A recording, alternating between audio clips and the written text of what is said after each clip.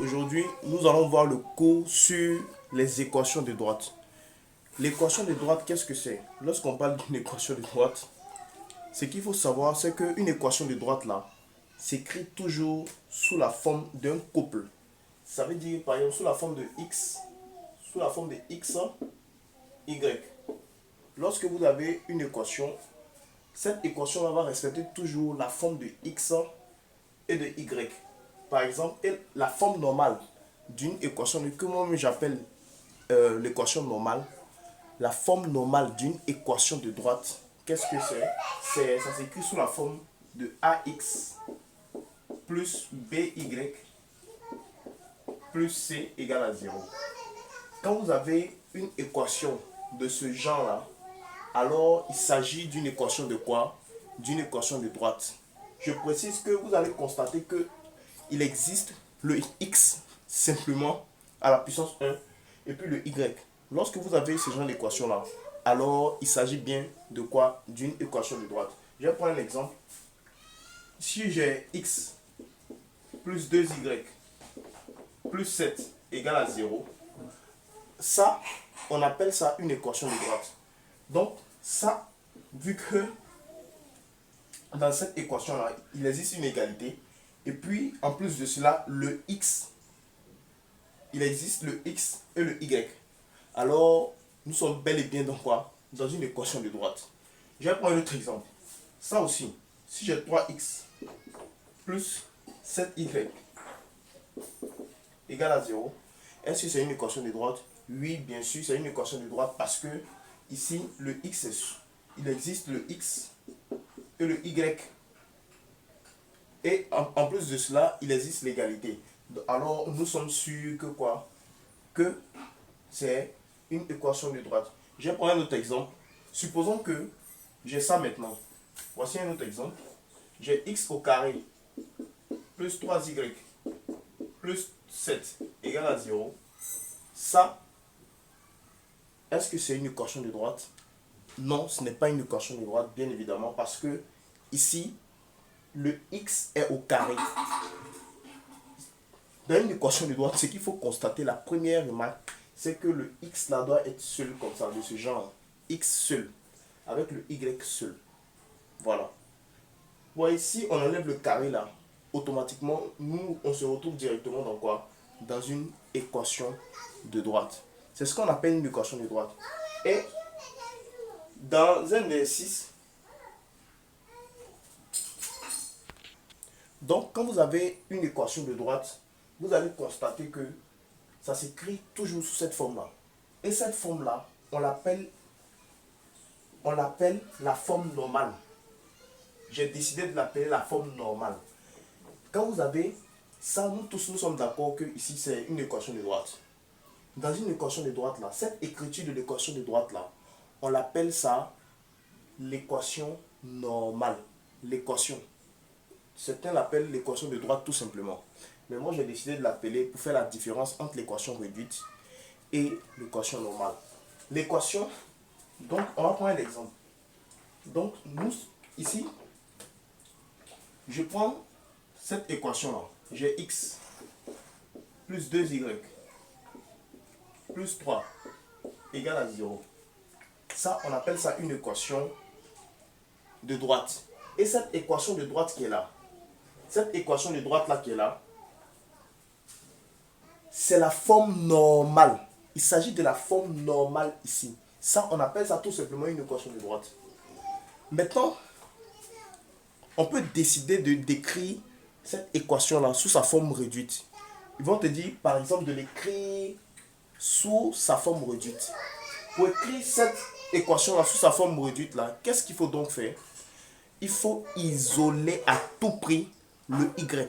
Par exemple, ici, vous voyez le y. On doit faire en sorte que le y soit seul. Pour que le y soit seul là, la forme réduite de cette équation-là doit être ça. Y à la fin égale à ax de la formule ax plus b. Voilà ça. Donc, quand on a y égale à ax plus b, alors nous sommes sous la forme réduite. Mettre sous la forme réduite là revient à dire que il faut l'écrire, il faut écrire y de telle sorte qu'il soit seul. Je vais prendre un exemple. On va laisser ça d'abord. Je vais prendre un exemple. J'ai x plus y plus 1 égale à 0. Ça, c'est une équation de droite.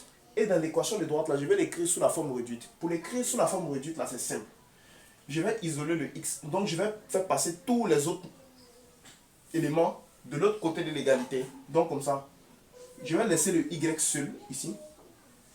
Maintenant, je déplace tous les autres de l'autre côté de l'égalité. À droite, si x se déplace, ça devient moins x. 1 se déplace de l'autre côté de l'égalité. Il devient quoi? Moins 1. Donc, comme ça, cette équation-là qu'on a vue en classe de 4e. Voilà. Donc, ça, est-ce que le y est seul maintenant? Oui. Comme le y est seul, alors on parle maintenant de la forme quoi? De la forme réduite plutôt. Ça, c'est la forme normale de l'équation de droite. Maintenant, pour trouver la forme réduite de l'équation de droite, tu dois faire en sorte que le y soit seul. C'est de ça qu'il s'agit. Je vais prendre un autre exemple. On va prendre cet exemple-là. J'ai x. On va isoler le y. Mais ici, il y a 2 qui est à côté de y. Donc, je vais écrire 2y d'abord, comme ça. Je mets égal. Maintenant, je déplace x de l'autre côté de l'égalité. Donc, si x se déplace, ça devient moins x. Moins x, 3 se déplace, ça devient plus, moins 3. Donc, on a ça. Mais ici, toujours, c'est que le y n'est pas seul. Comme le y n'est pas seul, alors qu'est-ce qu'on va faire? On va faire en sorte que le y soit seul. Parce que le y est avec le 2 en multiplication, donc il va passer sous barre de fraction. Donc, ça devient y égale grande barre de fraction. Le 2 passe sous barre de fraction. Ce 2-là passe sous barre de fraction. Et moins x, moins 3 reste à sa place. Maintenant, voilà. Ça, normalement, ça c'est la forme réduite. Pourquoi? Parce que le y est déjà seul maintenant.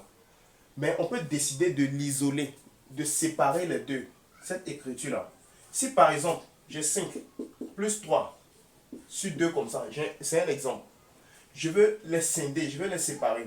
Je vais écrire 5 comme ça, sur 2, plus quoi? 3 sur 2. Voilà, cette écriture-là, c'est pareil que ça. Ça, c'est même chose comme ça. Donc, lui aussi, on peut l'écrire comme ça. Vous voyez, le premier thème, ici, c'est quoi? C'est moins x. Donc, on va diviser par 2. Moins 3 demi. Voilà. Donc, voici ce que ça donne. Lui, là, on peut l'écrire sous cette forme-là aussi. Donc, voici ce que ça donne. Voici comment on écrit sous la forme quoi? Réduite. Donc, pour trouver la forme réduite, c'est simple. Pour trouver la forme réduite, c'est de faire en sorte que y soit seul. Je vais prendre un autre exemple. Je prends 3.